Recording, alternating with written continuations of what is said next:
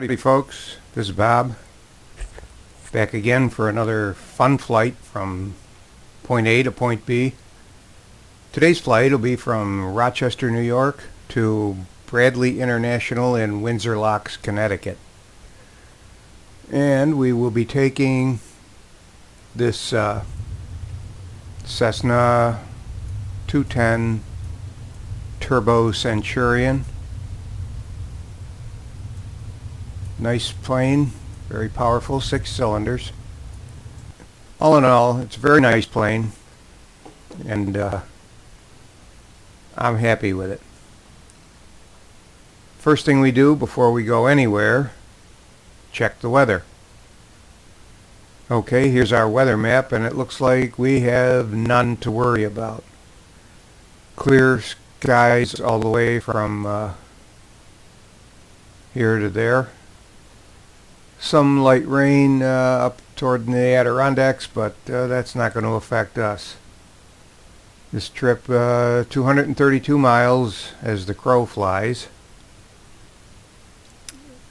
233 by Navigational standards. There's a few jogs here and there. The thing is, Rochester has a SID, but it's just a little one, Xerox 6, goes to some point down here. And then we go over to around here where we pick up waypoint Int'l, which is the beginning of the star for Windsor locks. So their arrival procedure starts way back here. We'll take a look at that in a minute. So our weather is winds 300s, 9 gusting to 19, 10 miles visibility, scattered clouds at 4200, altimeter 3006. Destination, altimeter 2999, winds 280 at 6, negligible.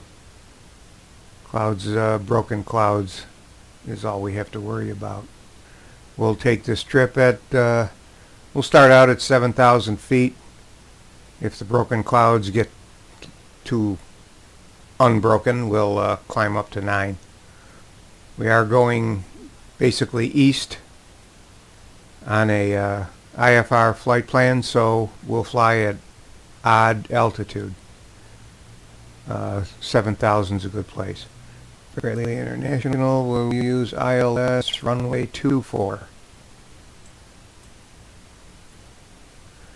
Our initial approach point will be here at Kibby, and we'll be coming in at about this direction, so we will have to go through this 1-minute hold to get turned around. And down there we can hit Kibby at 3,000 feet, and we only have 7 miles to lose 300 feet to pick up, or no, 2,700 here, 2,100. 2,100 feet at the motel intersection where we pick up the glide slope. Looking at our SimBrief map, we can see there's the route laid out for us. ILS 24. There's the chart overlay with all of our waypoints. There's our final approach fix here and our initial approach fix up here. And our missed approach point down here. Missed approach would be a climb to 4,000, left turn direct to this VOR down here at 114.9.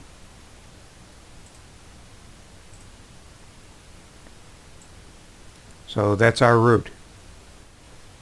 Okay, so back in the plane, let's get some power on the battery. Get the avionics on. We've got XATC chatter running in the background, and that's tuned to Cleveland Center. No, we want Rochester Tower for starters. Take it there. And we'll be navigating with the Garmin GTN 750. Very nice GPS unit. You got your moving map, you got your waypoint, You got all your goodies. It does VNav, although I tend to avoid VNav because I don't trust it. I've had problems in the past with VNav kind of having a mind of its own.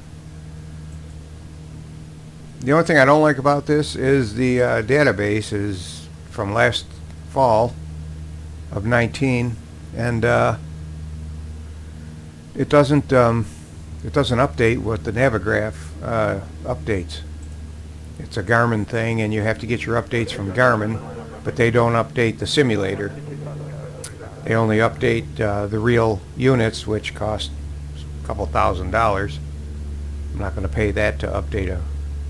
Now the app itself does update periodically, and hopefully at some point it will allow the Garmin will allow the app to update the database as well. So here we are at Rochester, sitting at this FBO area up here. We're going to use runway 28, so we'll be taxiing down to here. Not too long, but we have to go past the terminal, so we'll take out our messages. So let's go back and let's see here, put in our flight plan. Now, flight plan is Rochester. We'll load a departure procedure, although there's only one from runway 28. Xerox 6 from runway 28. It's giving us vectors. We don't need them. We'll take that out after we put in our first waypoint, which is Jossie.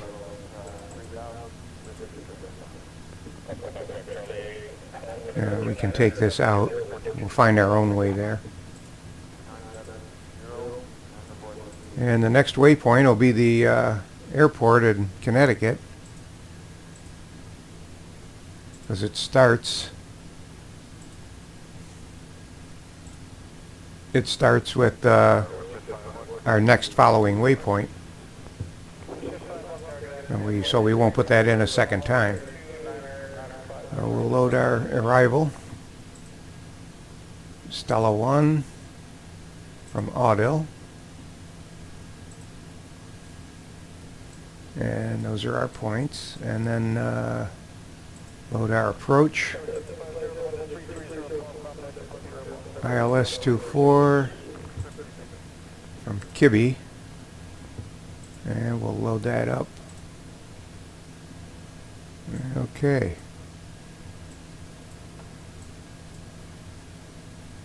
And we're ready to go.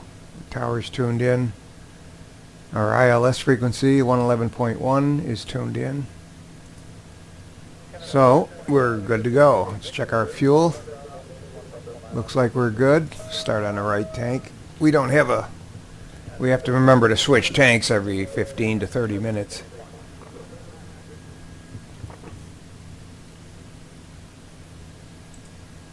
Oh.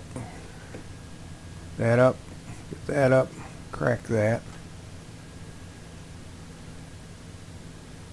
We don't need to run the fuel pump. Sometimes you do, sometimes you don't.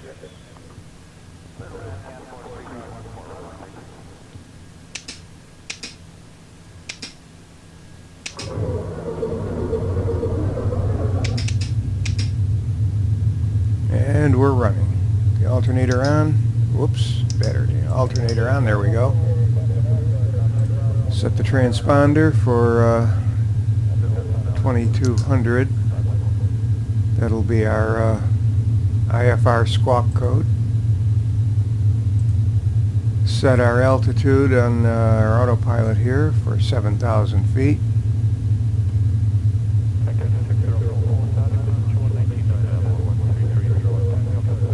There we go. Let's move this down to where it's easy to see but not in the way.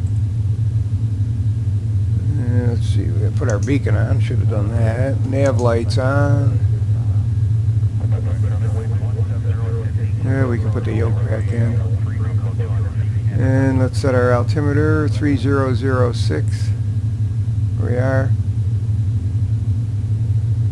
Heading bug. We'll make sure. Let's see. We can sync that with a push of a button. Yep. Okay. Put up our map. All right. Looks like we're all set. We've got our transponder set. Our altimeter is set. ATC has cleared us to runway 28. So let's do it. Pull up our airport map here. Looks like it'll be a kind of a lengthy taxi. So we'll take that. We'll shorten that a little bit. That's what I like about the editor. You can shorten taxis, and all my landings look great. Okay, parking brake off. A little bit of juice. And we're moving.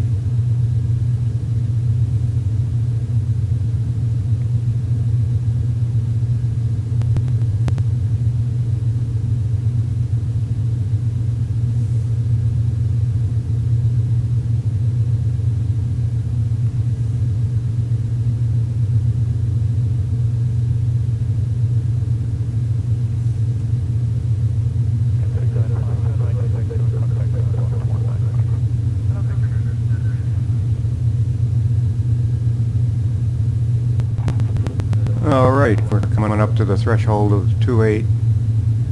Probably could have done an intersection takeoff, but I like to use the whole runway whenever possible. I mean, runway behind you isn't very useful any more than altitude above you or fuel still in the truck. Of course, the only time you have too much fuel is when you're on fire. Okay, I think we're all set to go here.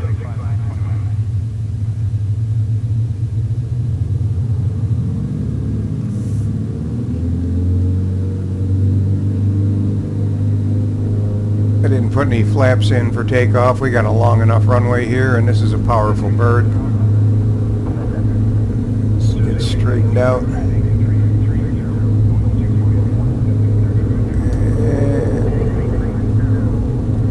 Ourselves up in the air. Okay, there we are. Positive rate. Gear up. Drifting a little. Heading mode. Autopilot. Heading mode. Arm altitude. And vertical speed. We're set for 14. Take it to 12.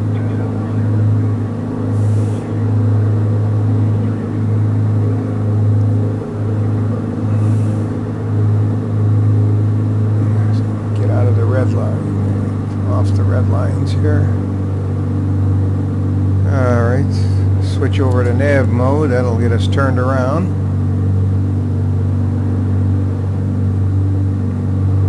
And we're climbing at about 1,200 feet per minute.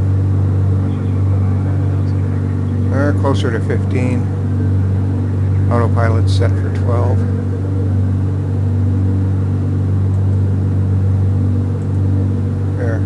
14.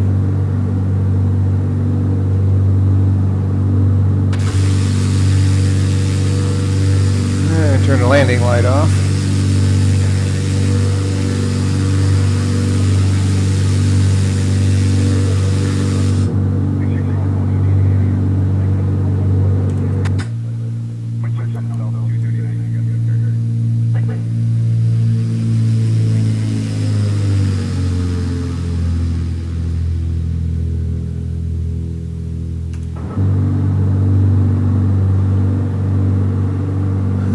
Open the cowl flaps a bit. Oil temperatures are getting a little high. Once we get to altitude, we'll adjust our EGT mixture. Take the propeller down to 2,500. Get our manifold pressure out of the yellow.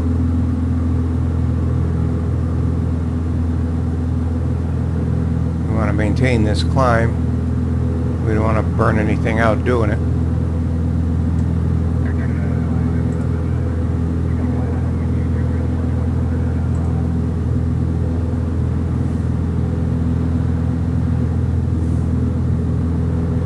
And it looks like we're just about on course.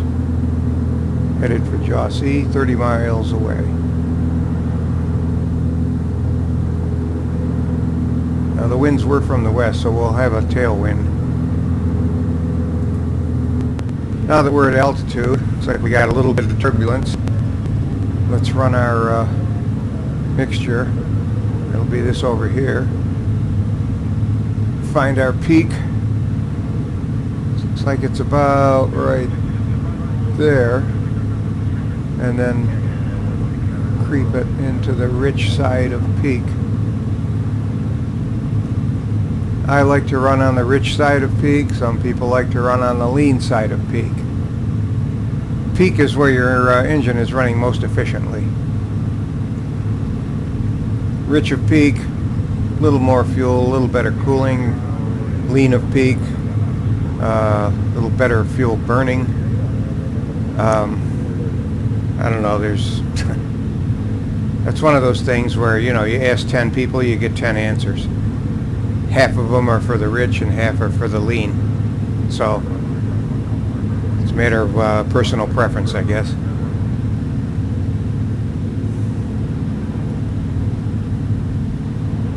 Alright, well, we're on course and we're making pretty good time. Let's see, our at 7,000 feet, our indicated airspeed is about 140. So our true airspeed at this altitude would be somewhere probably around 160. Ground speed over here, 175. So we do have that tailwind working for us. However, it's making it a little bit bumpy for us too.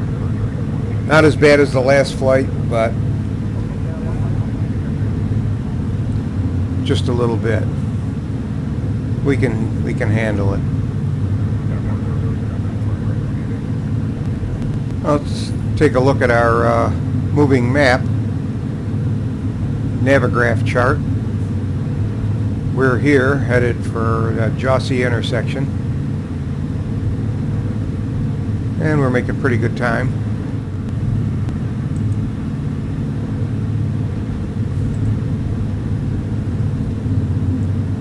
If it gets too rough, we can take it up another couple thousand feet. That might be smoother up there. So let's try it.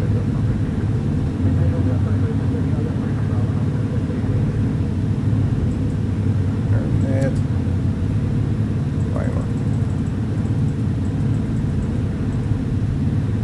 1,500 feet per minute.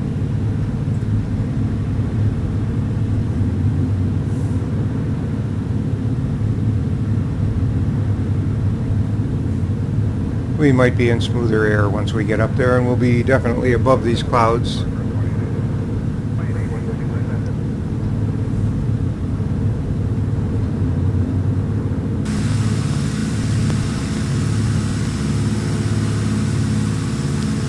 Just a little bumpy out here. Maybe it'll smooth off up higher. Guess we'll find out when we get there.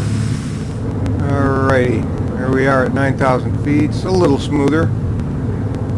Not like being on rails, but better than it was down low. So we'll hold this. We'll stay up here for the duration of the trip and enjoy the sights of New York State and Connecticut.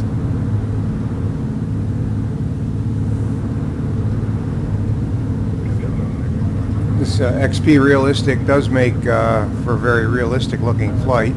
If we take a look at the control panel here, see that we've got airframe wind, that's wind noise, G-forces, grass strip. I have not tried this yet on a grass strip, but it's supposed to be headed Head anticipation, natural movements is what we're seeing now. As the plane bounces, our view bounces slightly as your head bounces with head anticipation, looking towards your turn. Sneezing, that's turned off. Surface turbulence is turned off.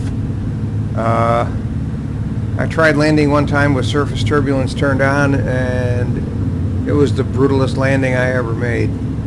I still to this day don't know how I made it without breaking anything. But I was full rudder, full aileron, and came down on one wheel. You know, the downwind wheel first. It was something else. I don't know how I made it. So surface turbulence is no longer an option as far as I'm concerned. It just makes for landing is tough enough in a simulator because you don't feel you need to feel the airplane. You know, the flying by the seat of your pants thing. And you don't get that in a simulator when all you're looking at is a computer screen. So it's strictly eye-hand coordination. And the last thing I need is surface turbulence messing that up.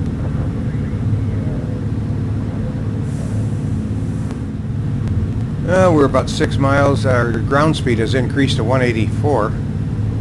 Not bad for an indicated of 135, although true airspeed is probably up around 170. But yeah, our ground speed, we're moving along pretty good.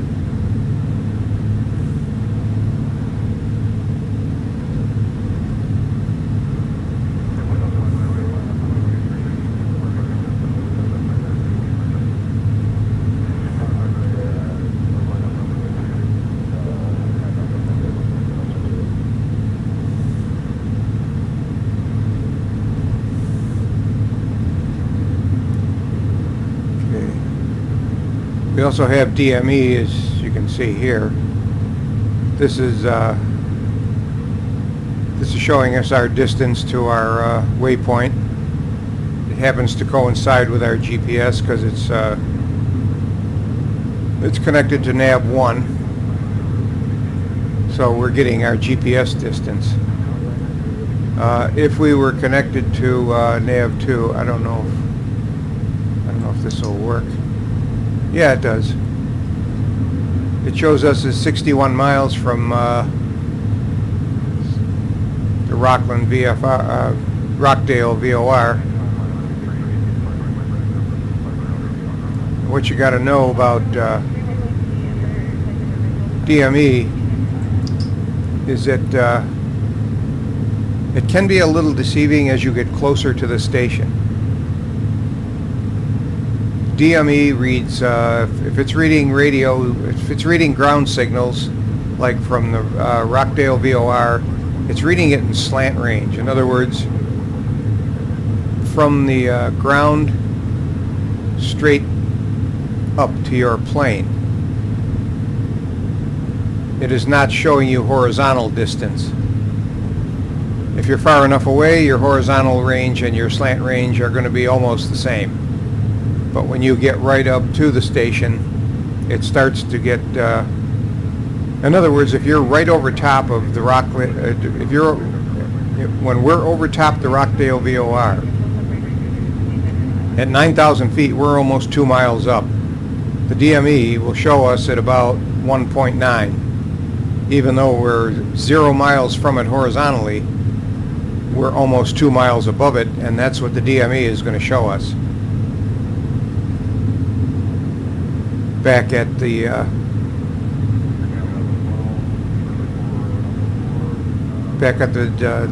GPS distance will be actual horizontal distance. Now, if we switch this over to nav 2, these numbers are the same because we're far enough away from Rockdale. But as we get closer to Rockdale, these numbers will start to separate. This will start reading a little bit higher than this one. And when we're right over top of it, it'll show us as being almost 2 miles when this shows 0. We'll leave it up there. Alright, so now this shows us we're heading right for the VOR, and we were pretty close on our guesstimate. Looks like about 124. No, actually 125. I mean, it shows 126 will take us there. We're 127. We got a slight, our wind now is a slight crosswind, so we're kind of getting pushed over a little bit. So there's a looks like about a 1 degree wind correction angle. That's one of the things you have to do yourself when you're flying VOR to VOR. What you would do is you'd stay on this course and see how far the needle starts drifting, and then make a course correction of a few degrees, and finally figure out how many degrees you need to be at to keep this needle from drifting. So you do mental math, you make guesstimates in your course. You know, the GPS does it all for you, keeps you right on course.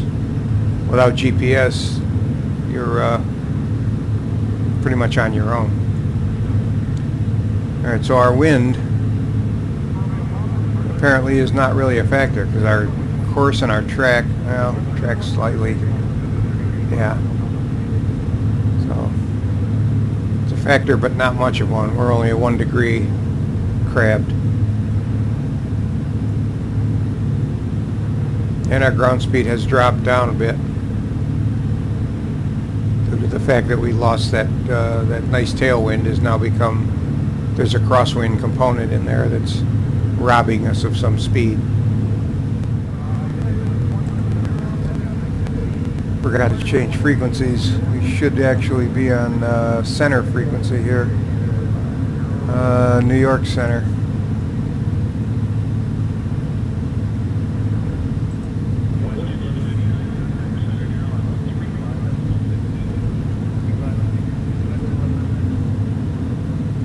Like those clouds are threatening to come up and engulf us. We might have to go up another couple thousand.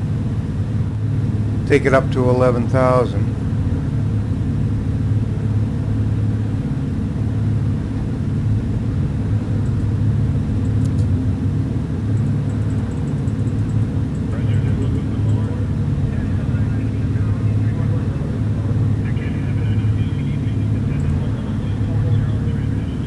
And at least get into smooth, clear air.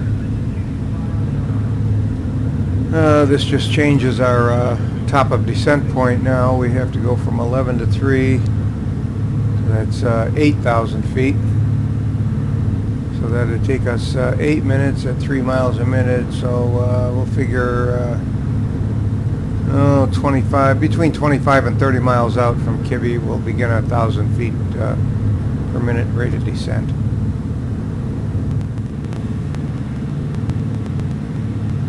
Okay, we've started our turn. Our needle's wandering off.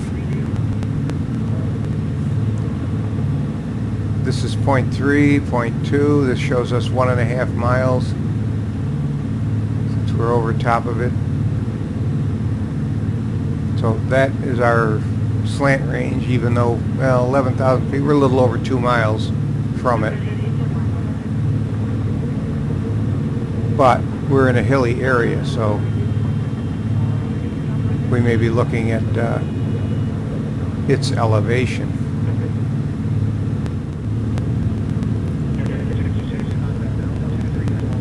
Okay, we were getting a little far away from New York Center, so we switched over to Boston Center from the radio.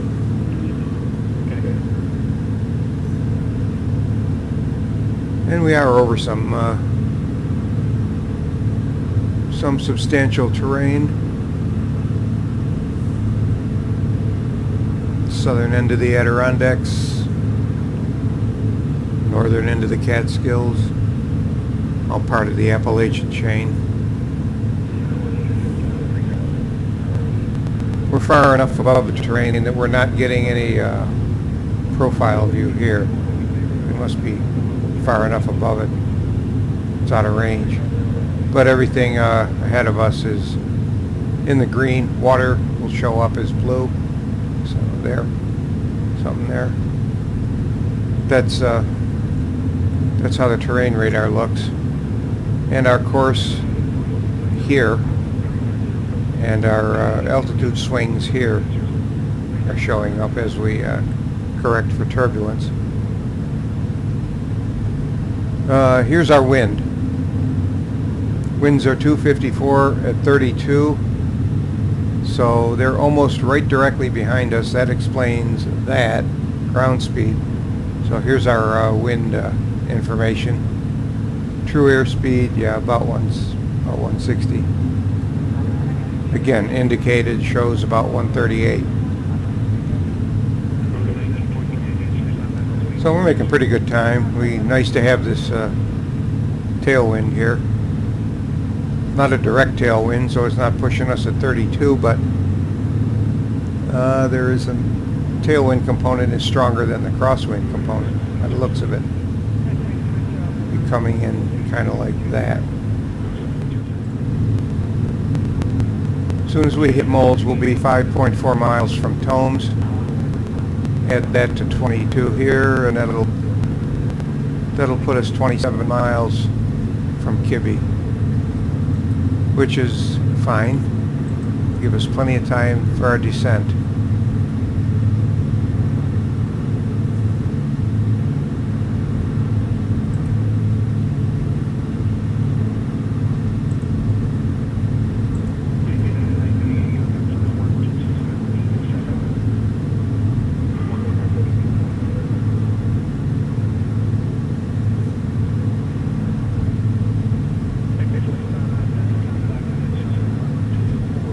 Chilly outside. Outside air temperature is about 34.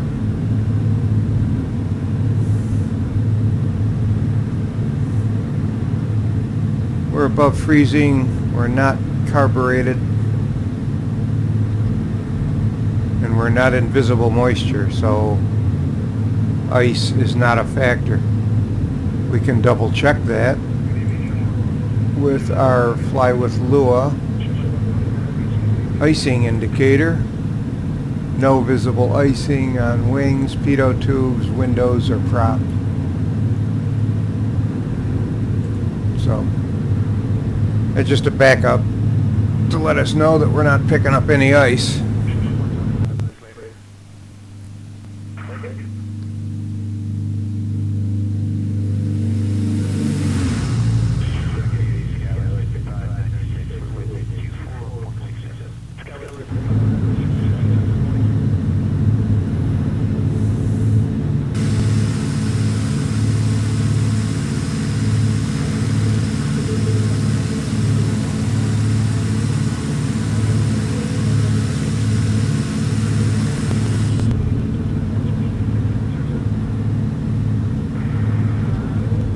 Looks like we've crossed Stella Waypoint, which the namesake of this star, and we're heading for Molds. Molds is where we'll begin our descent. So let's set our altitude here and get it ourselves established. We want to be at 3,000 feet.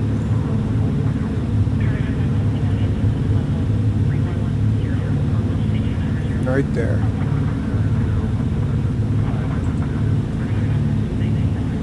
And we'll initiate a 3,000 or a 1,000 foot rated descent as soon as we cross Molds. That'll put us about 27 miles from Kibbe, and we'll slow our speed down some, so we'll be okay when we get there. We have to hit Kibbe at 3,000 feet.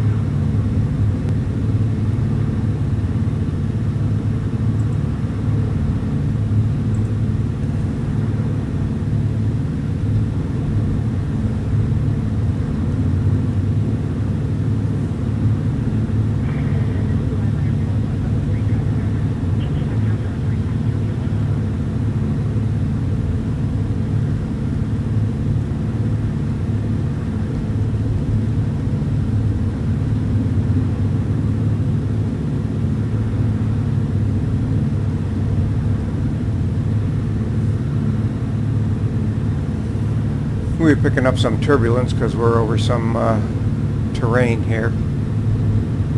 Our tailwind has again become a crosswind. That's not helping.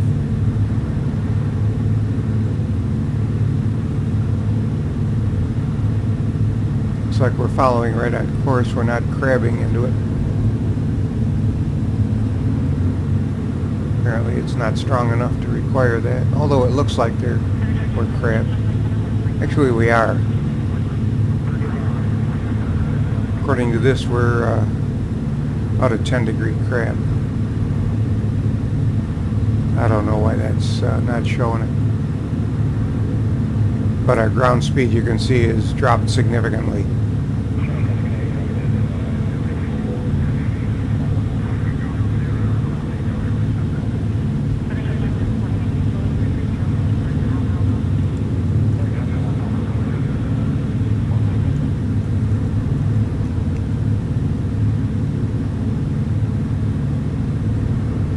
We're about 2 miles from Mold.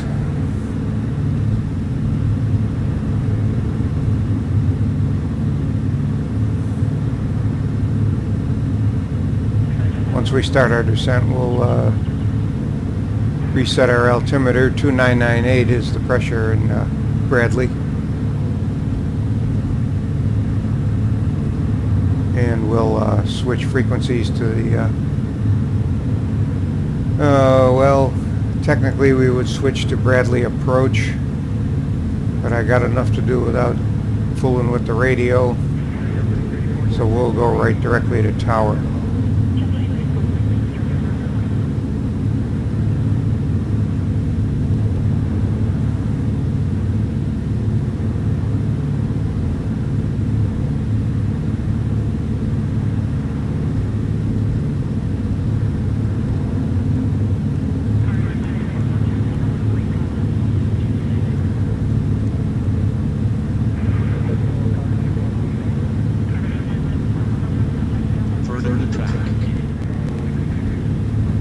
Okay, they've got us at top of descent in 1 minute.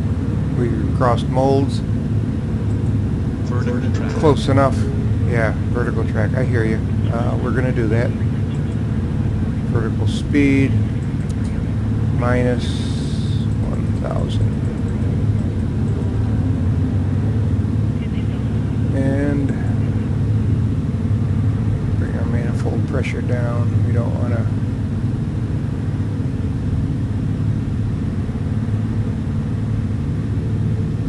Our speed around 170 ground speed.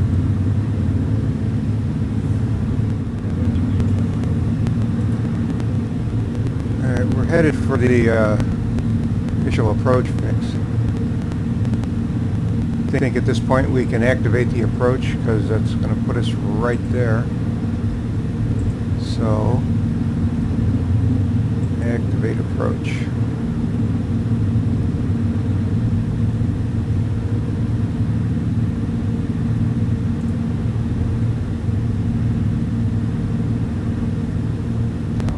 Okay, we're in our turn.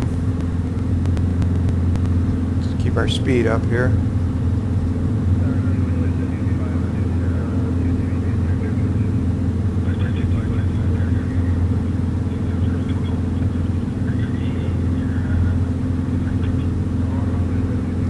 Our next altitude will be 2100.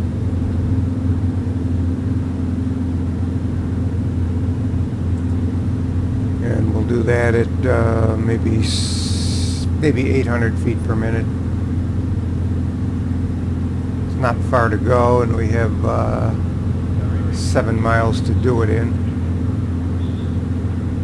500 is probably enough. Well, maybe 600. I don't want to get there exactly the same time that I'm supposed to be there. I'd like to get to my altitude a little sooner than so I can kind of crawl in under the glide slope. Okay, we're in our turn. Radio set, altimeter set. Mixture full rich.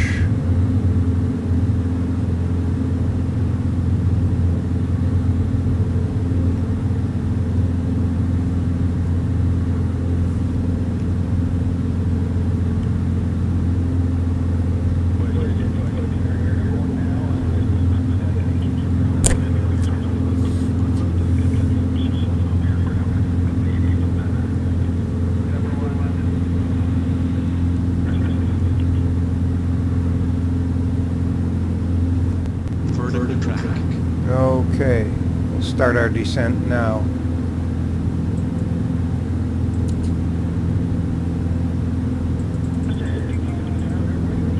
Go 600. As soon as we reach that, we'll activate the approach phase.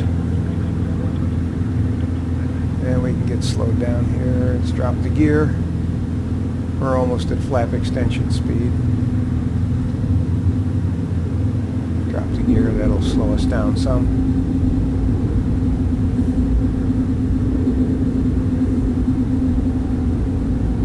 There we are. We'll put in a notch of flaps. Yeah.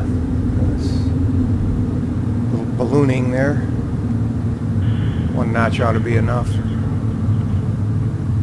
We got a 9,500 foot runway. I don't think we'll need more than one notch of flaps.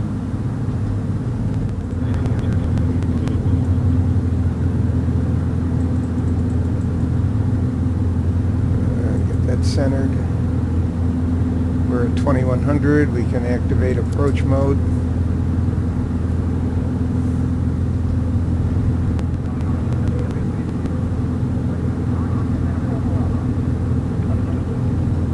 Glide slope is coming in. You can see it right here. As soon as we get there, the autopilot should grab it. And we're on the localizer. So our landing should be, in theory, uneventful. And there it is. We have the glide slope. We're descending.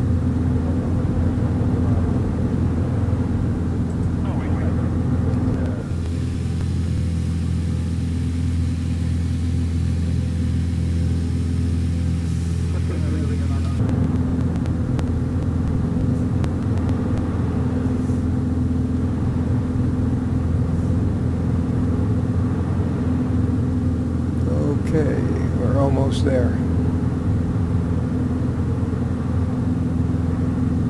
We've passed decision height, and we're slightly low on the glide slope.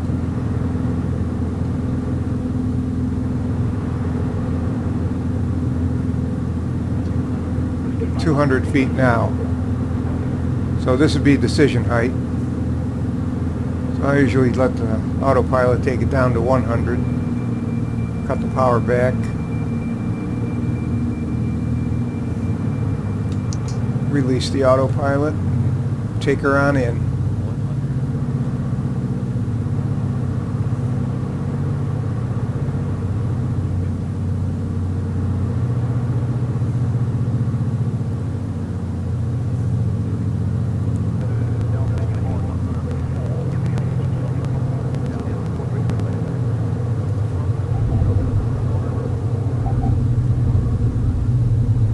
Okay.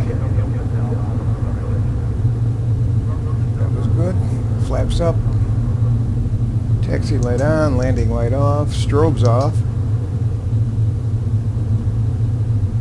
And let's get a look at our where we are here.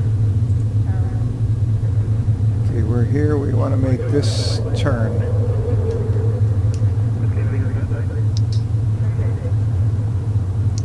And then we want to make a right onto Charlie.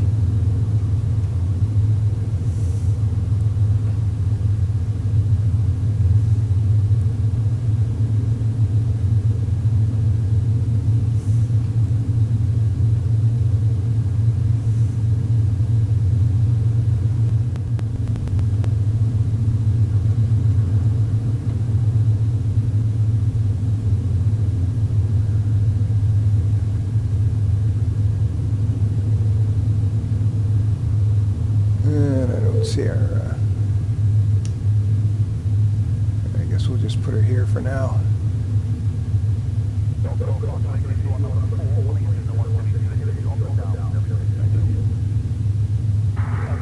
Okay, that's that. We made it. Nice flight, not too bad.